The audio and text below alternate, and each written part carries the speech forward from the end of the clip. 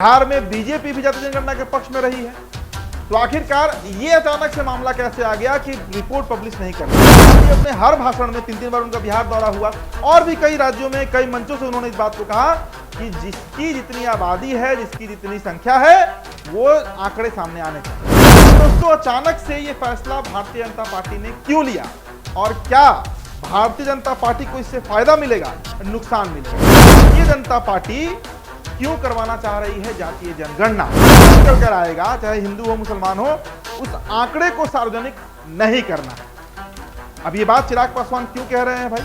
वो voter Bharatiya Janata party का voter है, मतलब जो सवर्ण वोटर है, जो कैडर वोट माना जाता है बीजेपी का, पहले कांग्रेस का था, हो चुका है, उसकी नाराजगी भारतीय जनता पार्टी को झेलनी पड़ेगी।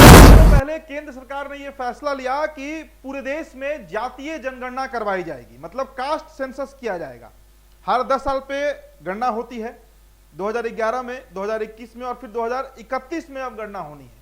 अब 2031 में जो गणना होगी, मतलब 6 सालों के बाद, उसमें जाति भी गिना जाएगा।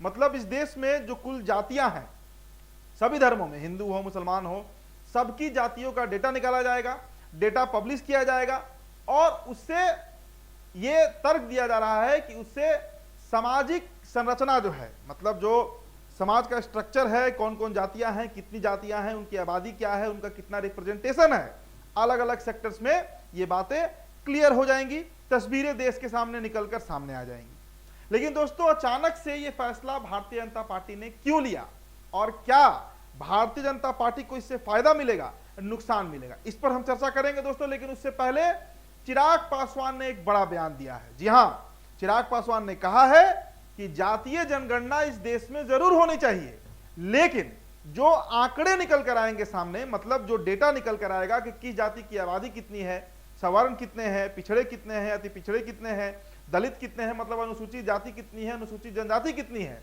ये जो आंकड़ा निकल कर आएगा, चाहे हिंदू हो मुसलमान हो, उस आंकड़े को सार्वजनिक नहीं करना है। अब ये बात चिराग पासवान क्यों कह रहे हैं भाई? चिराग पासवान की पार्टी जातीय जनगणना के पक्ष में रही है, बिहार में बीजेपी भी जातीय जनगणना के पक्ष में रही है, तो आखिरकार ये अचानक से मामला कैसे आ गया कि रिपोर्ट पब्लिश नहीं करना है? अगर रिपोर्ट पब्लिश नहीं किया गया तो फिर उस जातीय जनगणना का औचित्य क्या रह जाएगा, मतलब क्या रह जाएगा? चलिए, ये चिराग पासवान का बयान है और चिराग पासवान ऐसा बयान क्यों दे रहे हैं ये आगे आपको हम बताएंगे। लेकिन अब आते हैं मेन मुद्दे पर, जो हमारा मुख्य चर्चा का विषय है कि भारतीय जनता पार्टी क्यों करवाना चाह रही है जातीय जनगणना। एक तर्क यह दिया जा रहा है कि बिहार में इस साल विधानसभा का चुनाव है और जो पिछड़ा समाज है, जो अति पिछड़ा समाज है, जो अनुसूचित जाति जनजाति के लोग हैं, वो चाहते हैं कि आंकड़े निकलकर सामने आए। जिस तरीके से बिहार का आंकड़ा सामने आ गया निकलकर, कई जातियों के डेटा निकलकर सामने आए, सभी जातियों का कहिए, यादव कितने हैं, कुशवाहा कितने हैं, कुर्मी कितने हैं, ब्राह्मण कितने हैं, भूमियार कितने हैं, ठठेरा कितना है, लोहार कितना है, बढ़ई कितना है, ताती तत्वा कितना है, सबका आंकड़ा निकलकर सामने आ गया। तो क्या बिहार के चुनाव को साधने के लिए यह प्रयास किया जा रहा है बीजेपी की तरफ से? देखिए, अगर तार्किक तरीके से हम इस तथ्य को समझें, इस खबर को समझें, तो यह बात बिल्कुल स्पष्ट है दोस्तों कि जातीय जनगणना वो पिच है जिस पिच पर विपक्ष खेल रहा था। जातीय जनगणना का मुद्दा तो राहुल गांधी उठा रहे हैं बीते कई सालों से। हालांकि देखिए, कर्नाटक में जातीय जनगणना जब हुआ, कांग्रेस की सरकार है, वहां पर रिपोर्ट जारी नहीं किया गया, लेकिन राहुल गांधी अपने हर भाषण में, 3-3 बार उनका बिहार दौरा हुआ और भी कई राज्यों में कई मंचों से उन्होंने इस बात को कहा कि जिसकी जितनी आबादी है, जिसकी जितनी संख्या है, वो आंकड़े सामने आने चाहिए।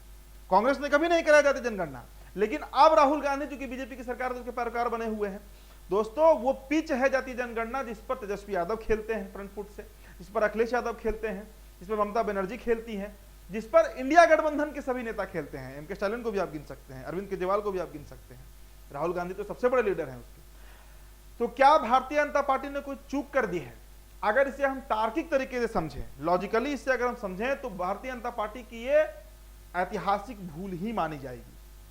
क्यों दोस्तों? देखिए, अगर 2021 में जाति गिन ली गई, जाति की आबादी गिन ली गई, उनके आंकड़े गिन लिए गए, तो उसके बाद क्या होगा?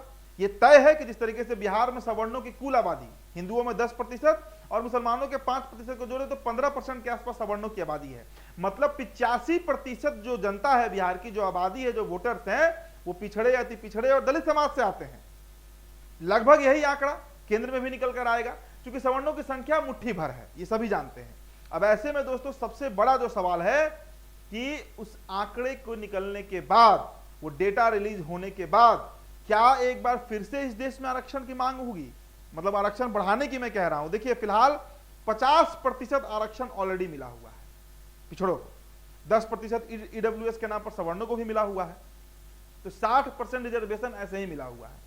अगर दोस्तों आप कल्पना कीजिए कि 85%, 86%, 90% तक अगर पिछड़ों की संख्या निकल कर आ गई, तो क्या भारतीय जनता पार्टी अब आरक्षण बढ़ाने जा रही है? देखिए मुझे याद आता है दोस्तों, डॉक्टर बीपी सिंह, विश्वनाथ प्रताप सिंह जब देश के प्रधानमंत्री थे तो उन्होंने मंडल कमीशन को लागू करवाया, और खुद राजपूत समाज से थे, खुद क्षत्रिय थे, लेकिन इस कानून को लागू करवाने के बाद, ओबीसी को रिजर्वेशन देने के बाद 27% उनका हश्र क्या हुआ, दोबारा कभी वो केंद्र में नहीं आ पाए, उनकी पूरी राजनीति समाप्त हो गई। तो जो वोटर भारतीय जनता पार्टी का वोटर है, मतलब जो सवर्ण वोटर है, जो कैडर वोट माना जाता है बीजेपी का, पहले कांग्रेस का था, अब बीजेपी का हो चुका है, उसकी नाराजगी भारतीय जनता पार्टी को झेलनी पड़े।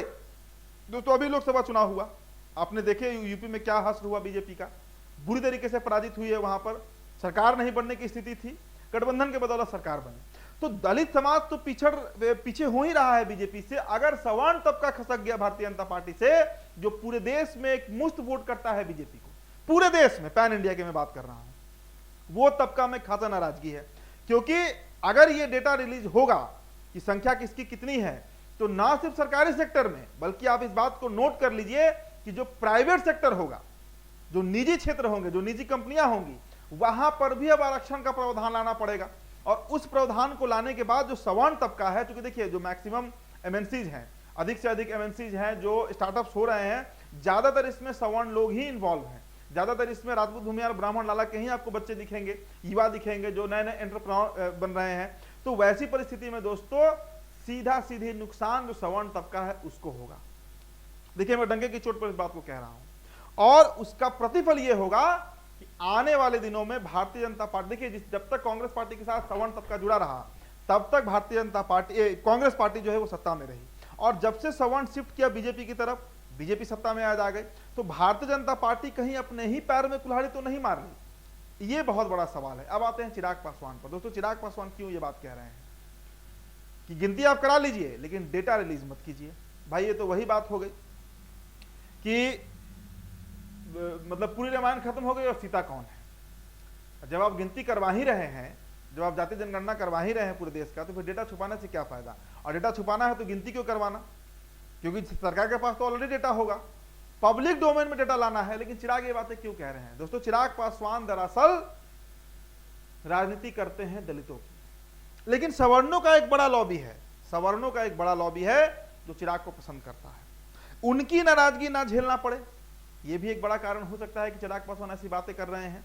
दूसरा कारण हो सकता है बीजेपी चिराग के मार्फत मैसेज देना चाह रही हो कि हमसे भूल हो गया है, हमने गलती कर दिया ये कहकर कि जाति जनगणना करवाना है। अब अगर कोई सवर्ण नेता ये बात कहता है, कोई सवर्ण लीडर ये बात कहता है, तो पूरा पिछड़ा समाज, दलित समाज उसके खिलाफ खड़ा हो सकता है। लेकिन चिराग पासवान वो चेहरा है जो बिहार में दलित चेहरा है, मोस्ट पॉपुलर लीडर है बिहार के। तो वैसी परिस्थिति में अगर चिराग ये बात कहते हैं कि जाति जनगणना के आंकड़े को नहीं रिलीज करना चाहिए, तो इसका मुखालफत भी कोई नहीं करेगा। कई तर्क हैं, कई कारण हो सकते हैं कि चिराग पासवान ऐसी बातें कर रहे हैं। लेकिन जो यक्ष प्रश्न है, जब से ये कानून बना, जब से ये नियम पारित हुआ कि जातीय जनगणना होगी, बीजेपी कटघरे में खड़ी हो गई है। जो कोर वोटर है, जो कैडर वोटर है भारतीय जनता पार्टी के, वो ये सवाल पूछ रहे हैं कि साहब 30 सालों से आपको हम वोट दे रहे हैं, क्या आरक्षण बढ़ाने के लिए वोट दे रहे हैं? क्योंकि सवर्ण तबका आरक्षण का विरोधी है, ये बात सभी जानते हैं। कुछ को छोड़ दिया जाए, आप याद कीजिए ना, मंडल कमीशन लागू हुआ था तो कई सैकड़ों छात्र आत्मदाह कर लिए थे, यूनिवर्सिटीज बंद हो गए थे, महीनों तक प्रोटेस्ट हुआ था। क्यों वो प्रोटेस्ट हुआ था? क्योंकि सवर्णों को लगता है कि उनकी हकमारी हो रही है। सरकारी नौकरियों में क्लर्क से लेकर यूपीएससी तक में रिजर्वेशन आ जा चुका है। वो रिजर्वेशन जो 60% के आसपास है, वो बढ़कर कहीं 90% मत हो जाए तो फिर सीट बचेगी कहां? सवर्णों के बच्चे, सवर्ण समाज के बच्चे जाएंगे कहां? इसलिए वो नाराजगी अब भारतीय जनता पार्टी को झेलना पड़ सकता है। और ये बात आप नोट कर लीजिए कि दूसरे के पिच पर खेलिएगा तो क्लीन बोल्ड ही होइएगा। और शायद ये भूल भारतीय जनता पार्टी ने कर दिया है। अब उसको भरपाई करने के लिए हो सकता है चिराग इस तरह का बयान दे रहे हो। जो भी हो दोस्तों, हमारा विश्लेषण, हमारा एनालिसिस यही है। आपकी जो प्रतिक्रिया होगी हमारे कमेंट बॉक्स में देते जाइएगा। मेरा नाम उदित तारन है। NBC 24 पर ये वीडियो आप देख रहे थे। बहुत बहुत